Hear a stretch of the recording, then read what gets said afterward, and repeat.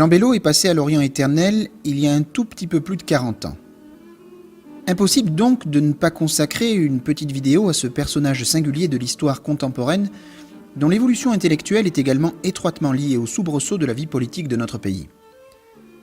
Regardons quelques photos. On y voit un homme dégarni avec de grosses lunettes sur le nez, l'air sévère ou martial, un peu distant peut-être, voire quelque peu hautain. C'est Jean Bello. Le moins qu'on puisse dire est qu'il n'y apparaît pas sous un jour avenant. On imagine un homme plutôt froid, autoritaire et cassant. Mais il faut se méfier des apparences. En effet, Jean Bossu, l'auteur du fameux fichier qui porte son nom et que connaissent ceux qui s'intéressent à l'histoire maçonnique, en donne une toute autre image. Bossu a été initié en 1961 par Jean Bello au sein de la loge Marianne numéro 75 à l'Orient de Maubeuge, à la Grande Loge nationale française. Bossu dit de Bello qu'il était à ses yeux l'homme le plus admirable qu'il ait connu, qui plus est d'une grande bonté et d'une bienfaisance discrète. Il n'en demeure pas moins que Jean Bello a toujours traîné une réputation sulfureuse d'homme de réseau de droite, voire d'extrême droite. Il faut se garder de tomber dans la caricature. Comme souvent, la réalité est bien plus complexe et mérite d'être nuancée. Jean Bello est issu d'un milieu modeste. Originaire de Pau, ce Béarnais était le fils d'un tailleur et d'une tapissière. Après la Première Guerre mondiale, où il servit comme engagé volontaire, Jean Bello a été titularisé comme agent des PTT et il s'engagea très vite dans le militantisme syndical au sein de la CGT à partir de 1920. Il assuma la responsabilité de secrétaire général du syndicat national des agents des PTT à partir de 1924. C'est au contact des réalités syndicales que Bello s'est également confronté aux réalités politiques de la gauche française. Cette dernière s'était divisée après le congrès de Tours de 1920, au terme duquel la majorité de la SFIO avait fait le choix de rejoindre la Troisième Internationale et de fonder le Parti communiste français. Le congrès de Tours a eu d'importantes répercussions sur la destinée de la CGT, qui s'est rangée rapidement derrière la ligne politique du PC. Bello, qui fut membre des jeunesses socialistes et de la SFIO, a vécu douloureusement cette scission retentissante. Il a alors renoncé très vite à ses activités syndicales au sein de la CGT pour se concentrer sur sa carrière et progresser au sein de l'administration des PTT. Il est ainsi devenu rédacteur principal, puis inspecteur et enfin chef de division. Jean Bello a rejoint très jeune la franc-maçonnerie, probablement parrainé par des francs-maçons rencontrés au cours de ses activités syndicales. Il a été initié le 2 août 1921 à 24 ans au sein de la loge La Fraternité des Peuples à l'Orient de Paris du Grand Orient de France. Il y a été reçu compagnon le 16 juillet 1922 et élevé maître le 11 juillet 1923. Il a rejoint ensuite la loge Les Amis de l'Humanité à l'Orient de Paris-Montrouge du Grand Orient de France en 1937. Son parcours maçonnique a été régulier. Dans les années 1930, il intègre le Grand Collège des Rites, la juridiction de haut grade souchée sur le Grand Orient.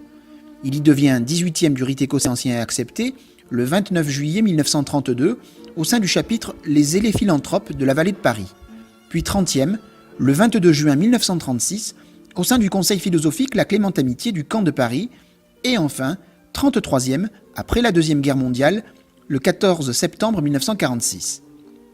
La Deuxième Guerre mondiale, justement, elle a bouleversé la vie de Jean Bello, qui a été sans doute contraint de quitter les PTT, où sa qualité maçonnique l'avait rendu indésirable. Est-ce la raison pour laquelle il a suivi les cours de l'école supérieure du bois ? On l'ignore. Une chose est certaine en tout cas, c'est que sa qualité maçonnique en a fait un paria et l'a évidemment poussé vers la résistance active, où il s'est fait remarquer par sa bravoure, ce qui lui a valu de nombreuses décorations, comme la Croix de guerre, la médaille de la Résistance ou la Légion d'honneur. C'est à la Libération que sa carrière a pris une toute autre dimension. Il a été désigné préfet des Basses-Pyrénées en 1944, son département d'origine actuellement connu sous le nom de Pyrénées-Atlantiques, puis préfet de la Haute-Garonne en 1946. Il a été ensuite secrétaire général du ravitaillement auprès de la présidence du Conseil en 1947, préfet des Bouches-du-Rhône en 1948, inspecteur général de la 8e région et enfin préfet de police de Paris, nommé à cette fonction le 17 avril 1951. Une très brillante carrière de haut fonctionnaire accomplie en quelques années à peine. Les preuves de la clandestinité au sein de la résistance et les responsabilités assumées dans l'immédiate après-guerre ont mis à nouveau Jean Bello en contact avec le mouvement communiste et l'ont renforcé dans ses craintes d'une insurrection, notamment lors des grandes grèves de 1947. Sa hantise ? Que la France devienne une démocratie populaire et un État satellite de l'URSS. Son obsession ? Contenir coûte que coûte le Parti communiste français, principale formation politique du pays, qui exerçait à l'époque une extraordinaire attirance sur la jeunesse et les intellectuels. Écoutons un extrait de l'émission de Patrick Rothman, Les brûlures de l'histoire, diffusée en 1995 sur France 3. On y entend Francis Raoul, ancien directeur de cabinet de plusieurs préfets de police de Paris, parler de Jean Bello. Il le qualifie de croisé de l'anticommunisme et plus apte à être chef de bande que chef d'une administration, ce qui tend à souligner une fois encore que Bello était un homme de réseau. C'était un croisé de l'anticommunisme. Il avait complètement troqué sa haine première des curés contre celle des communistes. Et il était connu pour avoir rétabli l'ordre à Marseille contre les communistes. Mais il était socialiste. Il avait adhéré au Parti socialiste avant la guerre. Et il était l'ami personnel de Vincent Auriol. Ça a été aussi une des raisons de sa nomination. Tout de suite, parce qu'il a joué à bloc la carte du retournement, c'est-à-dire la mise à pied de tous ces gens qui avaient été mal nommés à la Libération, et d'autre part, la réintégration d'un certain nombre de vigisois. Bello n'était pas fait pour administrer une grande administration comme la préfecture de police, il était fait pour mener une bande, c'est sûr. Jean Bello a ainsi frayé avec le mouvement anticommuniste Paix et Liberté animé par le député radical socialiste Jean-Paul David et soutenu par les États-Unis d'Amérique. Cette organisation s'était assignée pour objectif de combattre le mouvement de la paix, perçu comme une escroquerie morale des communistes spéculant politiquement sur le désir de paix des Français. C'était l'époque de l'affiche de la colombe qui fait boum. Cette affiche de propagande dont le but était de se moquer de la colombe de la paix dessinée par Pablo Picasso. Écoutons d'autres extraits de l'émission Les brûlures de l'histoire, où Jean-Paul David explique ce que furent le mouvement Paix et Liberté et la place qu'y occupa le préfet Bello. Pleven s'est rendu compte un jour qu'il fallait résister à la propagande du Parti communiste. Alors il a réuni un jour à Matignon les responsables de toutes les formations politiques, sauf une bien sûr. Alors il y avait Pierre Commun qui était l'adjoint de Guy Mollet pour le Parti socialiste, je m'en rappelle comme ça de mémoire. Il y avait Marcelin qui représentait à l'époque les indépendants. Il y avait Collin qui était secrétaire général du MRP. Il y avait Martineau Desplat qui était président administratif du Parti radical, puis un ou deux autres. Bon. Et il nous a dit, voilà, si nous pouvons monter une organisation commune susceptible d'éclairer l'opinion, eh bien, je financerai cette organisation commune. Alors, on a commencé à s'organiser, on est allé jusqu'à avoir même des responsables de région, on a constitué des archives, une documentation, on n'avait rien. On a réinventé tout le système, un système, et puis on a surtout commencé à suivre l'actualité du Parti communiste et de sa propagande. Il s'agissait de la démonter. Il s'agissait de montrer que tout ce qu'il disait était faux, que la servitude du Parti communiste vis-à-vis de Staline était totale. Au départ, nous étions l'équipe d'origine, c'est-à-dire une quinzaine de personnes. Mais ensuite, on a eu des milliers de volontaires, parce que tout l'affichage national a été fait par des volontaires ensuite pendant 5 ans. Alors nous avions par contre un comité secret. Alors ce comité secret qui me servait de conseil était composé d'un certain nombre de très hauts fonctionnaires qui, une fois par mois, acceptaient de venir à Paix et Liberté pour nous dire ce qu'ils pensaient, de ce que nous faisions. Alors il y avait une dizaine des plus hauts fonctionnaires de la République. Mais je n'ai jamais donné leur nom, par conséquent je ne les donnerai pas. Eh bien, le préfet de police était un ami, forcément, de Paix et Liberté, pas de moi, mais de Paix et Liberté. C'est Bailot. Il faisait peut-être partie de cette équipe de hauts fonctionnaires dont je ne veux pas donner les noms, mais qui, une fois par mois ou tous les 2 mois, se réunissaient. Je ne donne pas les noms parce qu'ils ne m'y ont pas autorisé, et je ne donne pas les noms parce que plusieurs d'entre eux sont encore vivants. Et je trouverais très désagréable de les mettre en cause. Bailot est mort. Bello en fait partie. Jean Bello a été aussi le préfet qui a fait réprimer la manifestation du 28 mai 1952, organisée par le PCF pour s'opposer à la venue sur le sol français du général Ridgway, commandant des forces américaines en Corée.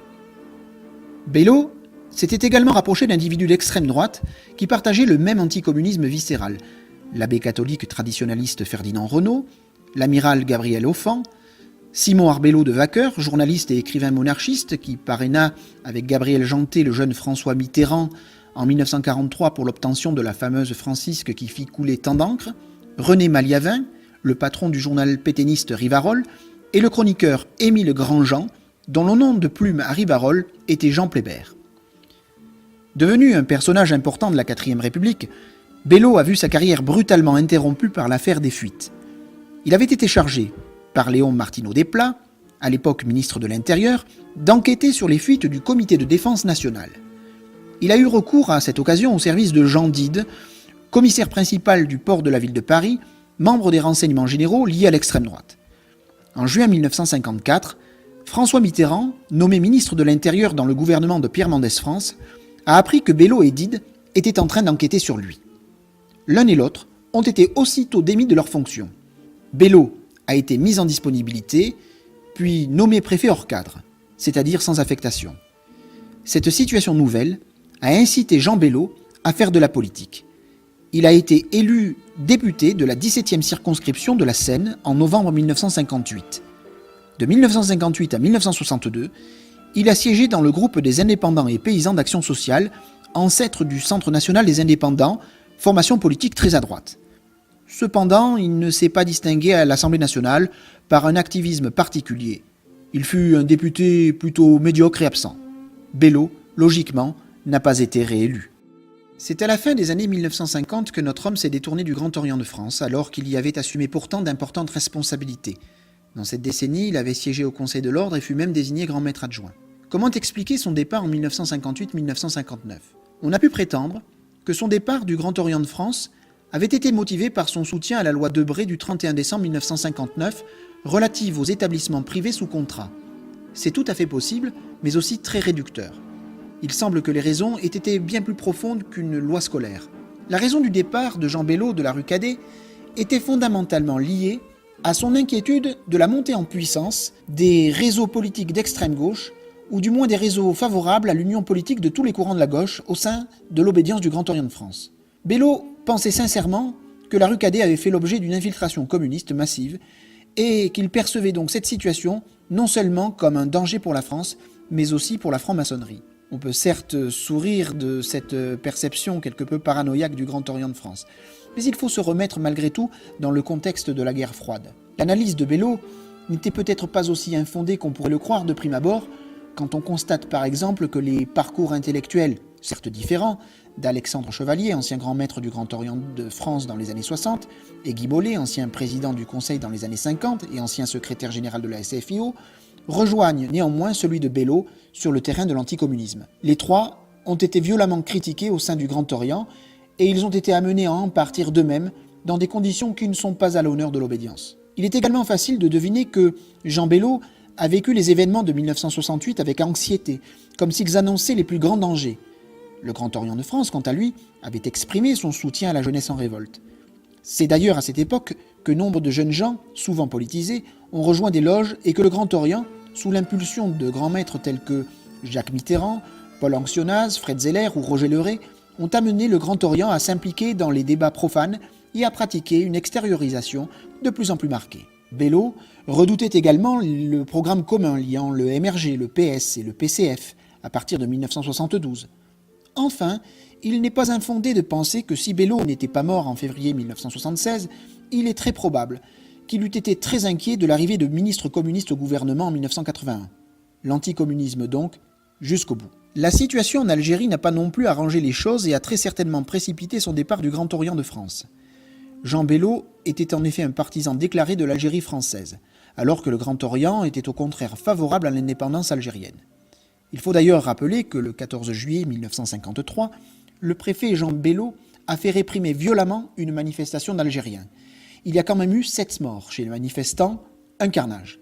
Il est très probable que le souvenir de cet épisode sinistre a grandement contribué à marginaliser Jean Bello au sein du Grand Orient de France. Jean Bello était-il d'extrême droite ? Non, évidemment. Il s'agissait d'un républicain intransigeant qui avait combattu le nazisme et le fascisme et qui redoutait que le pays ne tombe un jour sous le joug de l'Union soviétique. C'est ce qui l'a conduit à se rapprocher de tous ceux qui partageaient cette crainte et donc de certaines personnalités d'extrême droite. D'ailleurs, Ce n'est pas un hasard si Jean Bello, une fois à la Grande Loge nationale française, a rejoint la loge L'Europe unie numéro 64 à Paris et fondé Marianne numéro 75 à Maubeuge. Ces deux titres distinctifs de loge claquent comme deux manifestes politiques. La fin du rideau de fer avec l'union du vieux continent d'une part et l'attachement à l'idéal républicain d'autre part. Pourquoi Jean Bello a-t-il rejoint la GLNF ? Sans doute par pragmatisme, c'est-à-dire par souci de maintenir une attache avec les pays anglo-saxons, notamment avec les Américains via la franc-maçonnerie. Il est possible que si la Grande Loge de France avait été reconnue en 1954 par la franc-maçonnerie régulière, Jean Bello aurait rejoint l'obédience de la rue plus tôt. On peut penser que la régularité maçonnique était avant tout pour Bello un acte politique et le moyen d'ancrer la maçonnerie française à l'Ouest. C'est la raison pour laquelle il s'y est fortement impliqué. Il est devenu grand maître provincial de la région Aquitaine, puis assistant grand maître. Cependant, on aurait tort de réduire le départ de Bello du Grand Orient de France aux seules considérations politiques, même si elles sont fondamentales. Jean Bello a évidemment évolué dans sa vie spirituelle, et peut-être a-t-il considéré que la Grande Loge nationale française lui offrait un cadre plus adapté à ses aspirations. Jean Bello aimait aussi l'histoire maçonnique. C'était d'ailleurs un collectionneur de documents maçonniques de première importance.